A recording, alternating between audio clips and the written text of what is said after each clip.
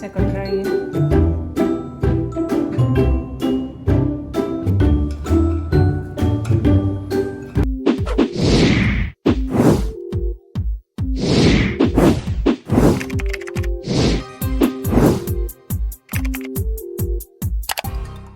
अस्सलाम वालेकुम, welcome back to Mama Zaid channel. आप सब कैसे हैं? उम्मीद है आप सब लोग ठीक होंगे। चलें, आज आपके लिए ईद स्पेशल बन रहा है, जो कि मटन की रान आपके लिए रोस्ट करेंगे ओवन में। पहले भी मैं पिछली दफ़ा भी बना चुकी हूँ, आप उस रेसिपी को देखें स्टोव पे बनाने के लिए, अगर आपके पास ओवन नहीं है। बहुत आसान सी रेसिपी है, मतलब मैरिनेट करके रख दें तो आपको बहुत आसानी हो जाती है ईद की कुकिंग के लिए। चले रेसिपी स्टार्ट करते हैं नाउ। यहाँ पे हमने एक रान ली है जो कि ऑलमोस्ट 8 पाउंड की है, और उसमें मैंने उन्हें कहा था कट्स लगा दें इस तरह से, डिफरेंट तरीके से।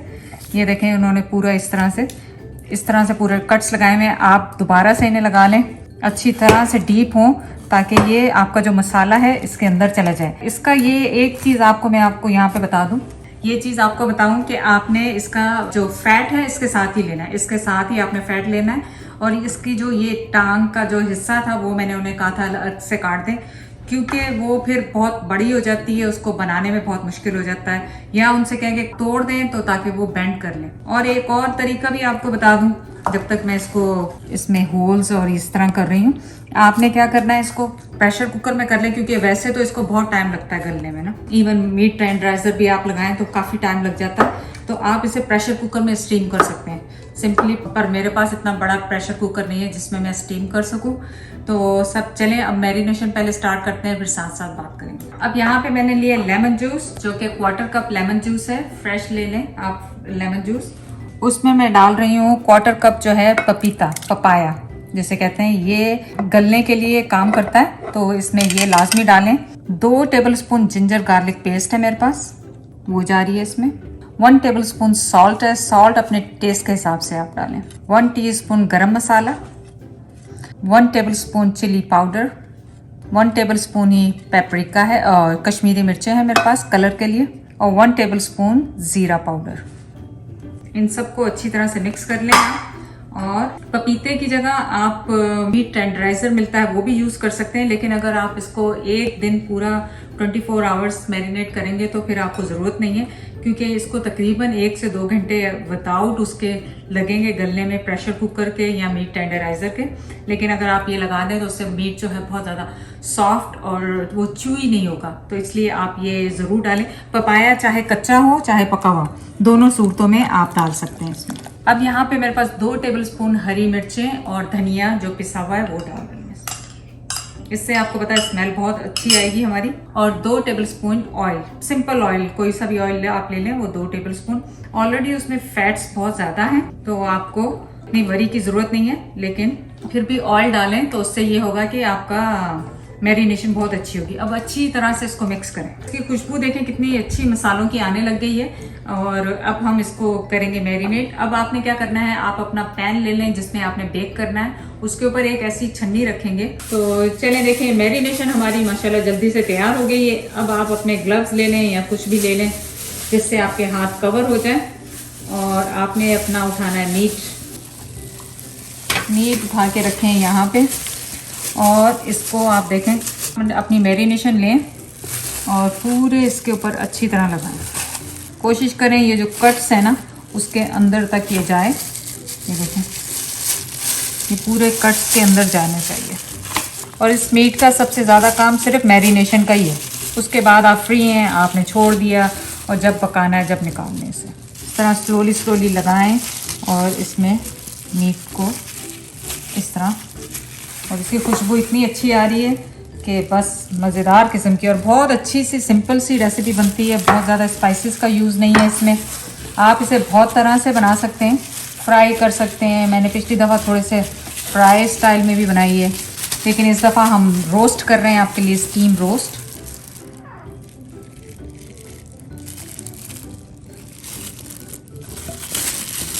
खूब अच्छी तरह से इसको मसलें ताकि इसके अंदर इसके स्पाइसेस सारे चले जाएं।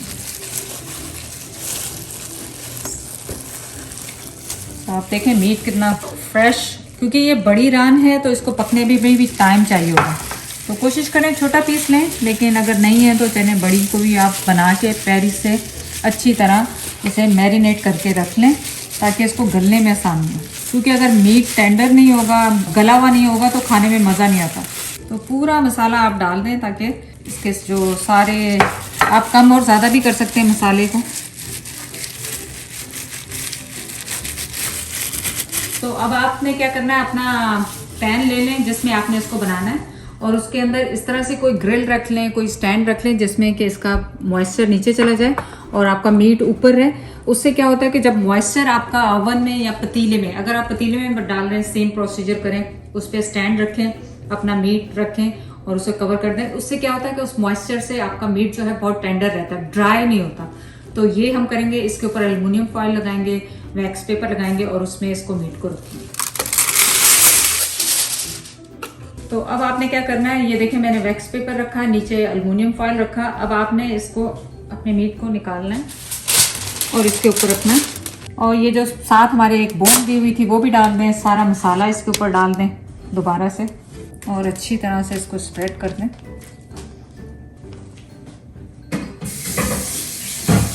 आप अपना मीट अच्छी तरह से कवर कर लें और कवर करके अब आपने इसको फोल्ड करना है। फोल्ड करके ये हमारी मैरिनेशन इसके साथ तैयार हो गई है। तो अच्छी तरह से आप फोल्ड कर लें, पूरा कवर हो। देखें यहाँ से नज़र आ रहा है, इसको मैं दोबारा से कवर कर लूँगी। मीट आपका रेडी हो गया है। इसको आप ओवरनाइट रखें और कम से कम, मतलब ओवरनाइट तो लाजमी रखें, नहीं तो 24 आवर्स रखें और फिर हम आपसे दोबारा मुलाकात करते हैं। चलें, नेक्स्ट डे हो गया है और हमने अपना मीट तैयार कर लिया है। अब इसे मैंने ओवन प्री हीट पे किया है 400 डिग्री पे, जिसे हम रखेंगे 1 आवर के लिए और उसके बाद फिर आपके साथ चेक करेंगे। तो यहाँ पे मैंने 1/4 कप बटर लिया है, उसमें मैं 1 टीस्पून चिली फ्लेक्स डाल रही हूँ और मीट को हमें 1.5 आवर हो गया है ओवन में रखे हुए। तो अब उसे चेक करेंगे और उस पर बटर लगाएंगे। आप देखें कि कितना अच्छा सा ये मीट लग रहा है और ऑलरेडी सॉफ्ट भी हो गया है। तो अब मैं इसे खोल के बनाऊंगी, तो मैं सारा साइड से ये जो चीज़ें इसकी एल्युमिनियम फॉइल के ऊपर जो है ना सब काट दूंगी ताकि इसके जूसेस जो हैं वो यूज़ हो जाएं बजाय कि इसी में पड़े रहें। अब यहाँ पे मेरे पास बटर और चिलीज, जो मैंने चिली क्रश पेपर्स मैंने मिक्स किए थे, वो थोड़ा थोड़ा इस पर लगा देंगे ताकि बटर की स्मेल आए और थोड़ा ये ब्राउनिश टाइप का भी हो जाए। तो अब इसे हम दोबारा ओवन में रखेंगे।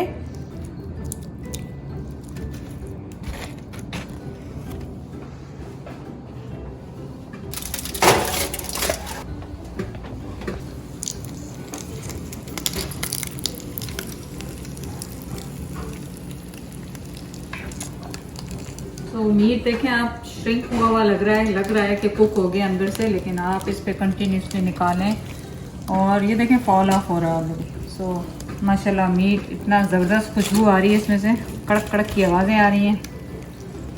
और ये जो जूसेस हैं ये तो इसके ये साइड पे आप रखें, इसको बिल्कुल भी ना फेंकें। अभी भी थोड़ा सा और इसको टाइम चाहिए, तो और जाएगा 1/2 आवर।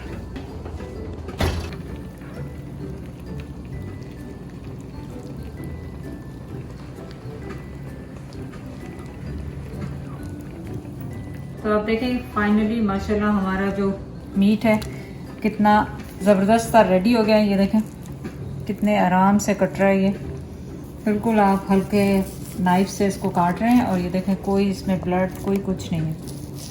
लेकिन इसको ये आपको मैं बता दूं कि इसको लंबा टाइम लगा, तकरीबन 2.5 आवर लगे मुझे इसको बेक करने में, क्योंकि बहुत बड़ा साइज़ का मीट पीस था। तो डिपेंड करेगा आपके ओवन पे, आपके मीट के साइज पे कितना बड़ा आपने लिया है। तो चलें जी, अब इसको करते हैं हम सर्व। तो मैंने इसे कवर करके छोड़ा था 1/2 आवर के लिए, ताकि आप मीट को उसी वक्त काटें तो उसका सारा मॉइस्चर जो है निकल जाता है। तो इसको रेस्ट करने दें 1/2 आवर के लिए और उसके बाद आप इसमें निकालें।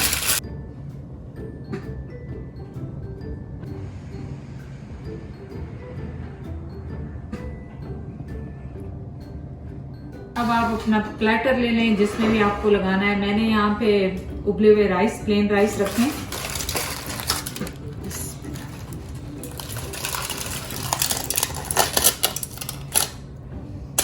तो तो ये सारा जो ग्रेवी है ये आपकी बहुत काम की है, इसको बिल्कुल ज़ाया ना करें।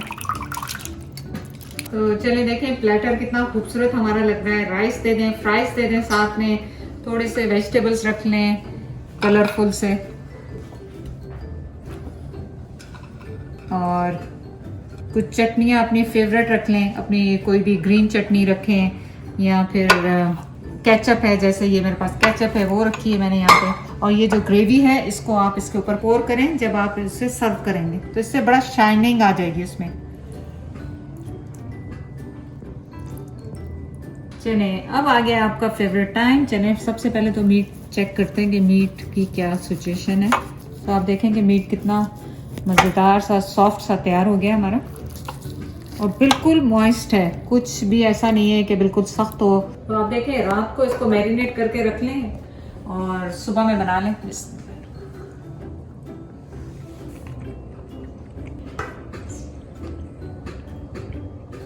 इतना सॉफ्ट मीट बना है और पूरे फ्लेवर्स उसमें आ रहे हैं। बहुत अच्छी रेसिपी है बकरा ईद की। आप सबको एडवांस में बहुत बहुत मुबारक हो। आप सबको रेसिपी को जाके ज़रूर ट्राई करें, शेयर करें, लाइक करें और कमेंट करके बताएं कि अगर आपने ट्राई की तो कैसी लगी। चैनल को लाइक करने का, सब्सक्राइब करने का बहुत बहुत शुक्रिया। अल्लाह हाफिज़।